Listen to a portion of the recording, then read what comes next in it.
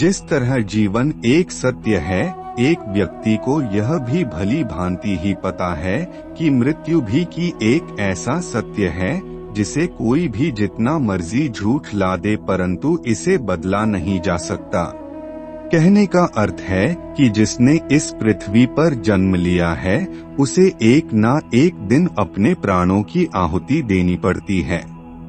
इस बारे में हमें से अपने बड़े बूढ़ों से बुजुर्गों से कहते हुए सुना होगा कि मृत्यु के बाद की मनुष्य की आत्मा 13 दिनों तक अपने घर में रहती है, मगर ऐसा क्यों, इस बारे में क्या किसी ने सोचा है?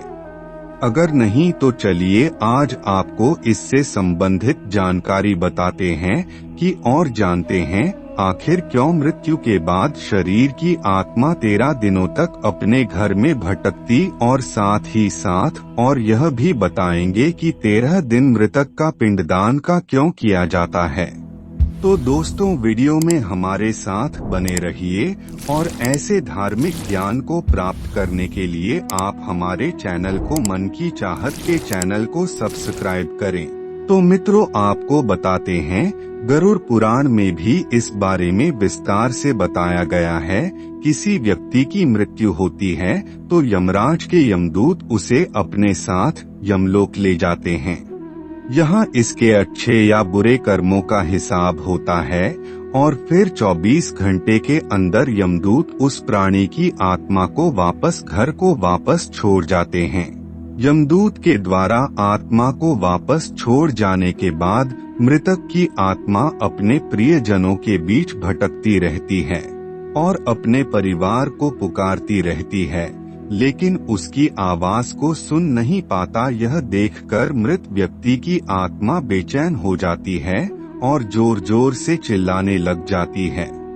इसके बाद आत्मा अपने शरीर के अंदर प्रवेश करने की कोशिश करती है, लेकिन यमदूत के पास बंदिश होने के कारण वह मृत शरीर में प्रवेश नहीं कर पाती। इसके अलावा गरुड़ पुराण की माने तो जब यमदूत आत्मा को उसके प्रियजनों के पास छोड़ जाती है तो उस समय उस आत्मा में इतना बल नहीं होता कि वह यमलोक की यात्रा कर पाए।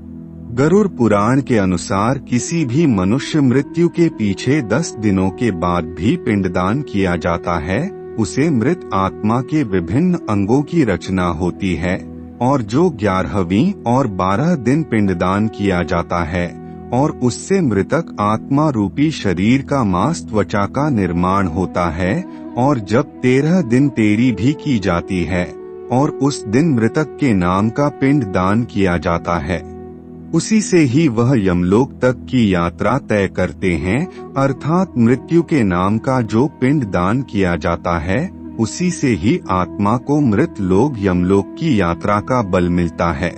इसलिए गरुड़ पुराण में बताया गया है कि जब किसी मनुष्य की मृत्यु हो जाती है तो उसकी आत्मा 13 दिनों तक अपने प्रियजनों के घर में भटकती रहती है और उसके बाद आत्मा मृत्युलोक से यमलोक के लिए निकल पड़ती है, जिसे पूरा करने के लिए उसे 12 महीने यानी कि 1 साल का वक्त लगता है। इतना ही नहीं, मान्यता के अनुसार 13 दिनों तक मृतक के नाम का किया गया पिंडदान उसी के 1 वर्ष भोजन के समान होता है। अगर पिंडदान किया जाए तो क्या होगा? इसके अलावा बता दे कि अक्सर लोगों के मन में यह सवाल भी जरूर आता है कि अगर किसी मृत व्यक्ति के का नाम का पिंडदान नहीं किया गया तो क्या होता है। तो दोस्तों आपको बता दें इसका भी वर्णन गरुड़ पुराण में किया गया है।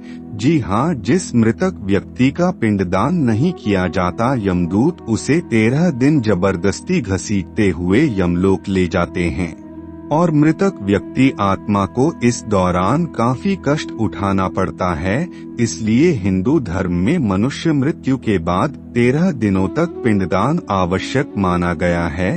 इसके अलावा आपको बता दें कि 13 दिन परिजनों के द्वारा मृतक व्यक्ति के का नाम का जो भोज करवाया जाता है, अगर वह कर्ज लेकर किया जाए तो मृत व्यक्ति की आत्मा को शांति नहीं मिलती। इतना ही नहीं, गरुड़ पुराण में है यह भी बताया गया है कि जो व्यक्ति जीवित रहते हुए एक अच्छे कर्म करता है, मृत्यु के बाद उसकी आत्मा को यात्रा के दौरान यमदूत कोई कष्ट नहीं देते, और जो व्यक्ति बुरे कर्म करता है उसकी आत्मा को यमदूत यात्रा के दौरान कई यातनाएं देते हैं और आत्मा और कई कष्ट भी देते हैं।